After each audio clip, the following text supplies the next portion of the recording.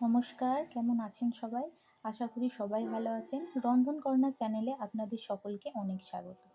আজ এই চ্যানেলে আপনাদের জন্য নিয়ে এসেছি পমফ্রেট মাছের একটি রেসিপি। আশা করি আপনাদের সকলের অনেক ভালো লাগবে। তো চলুন শুরু করা যাক।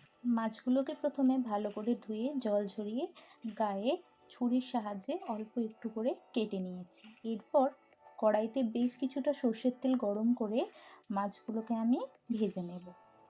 মিডিয়াম টু লো হিটে মাছগুলোকে ভালো করে ভেজে তুলে নিয়ে ওই কড়াইয়ের মধ্যে যেটুকু তেল বেঁচে আছে তার মধ্যে আমি ফোড়ন দেব কাঁচা লঙ্কা, অল্প একটু তেজপাতা আর মেথি, কালো জিরের।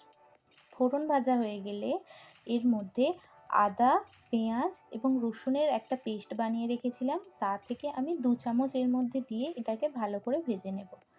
আদা পেঁয়াজের গন্ধটা যতক্ষণ না পর্যন্ত যায় ততক্ষণ এটাকে ভালো করে কষিয়ে নিতে হবে। ভালো করে কষিয়ে নেওয়ার পর দেখবেন যখন এখান থেকে তেল ছেড়ে আসছে এর মধ্যে আমি অল্প অল্প করে গুঁড়ো মশলাগুলো অ্যাড করব। প্রথমে দিয়ে দিচ্ছি স্বাদ মতো নুন, অল্প একটু লঙ্কার গুঁড়ো, অল্প হলুদ, কাশ্মীরি লঙ্কার গুঁড়ো, এটা আপনারা চাইলে দিতেও পারেন নাও পারেন, আর অল্প একটু ধনে গুঁড়ো। এর মধ্যে অল্প একটু জল দেব, জল না দিলে গুঁড়ো মশলা দেওয়ার জন্য মশলাটা পুড়ে যেতে পারে। জলটা দিয়ে ভালো করে মিশিয়ে নিয়ে এটাকে ভালো করে কষিয়ে নিতে হবে। মশলাটা যখন ভালো করে ফুটে উঠবে এর মধ্যে আগে থেকে বেটে রাখা সর্ষে এবং পোস্তের পেস্ট দিয়ে দেব। 2 চামচ পরিমাণ দিচ্ছি, আপনারা নিজেদের পরিমাণটা একটু কমিয়ে অথবা বাড়িয়েও নিতে পারেন। সর্ষে এবং পোস্ত বাটা দেওয়ার পর মিশ্রণটাকে খুব ভালো করে কষিয়ে নিতে হবে আবারও, যতক্ষণ না পর্যন্ত এই মশলাটা থেকে তেল ছাড়ছে।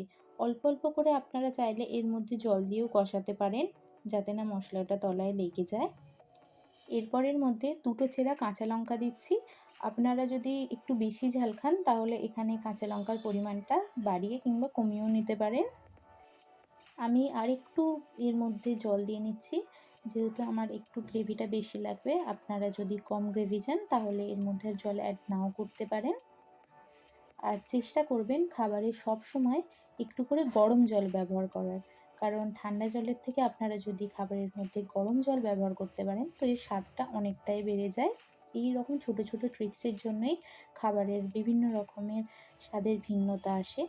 এরপর গ্রেভিটা ফুটে উঠলে আমি এর মধ্যে ভেজে রাখা মাছগুলো দিয়ে দিচ্ছি এবং খুব হালকা হাতে মাছগুলোকে একটু উল্টে পাল্টে নিচ্ছি।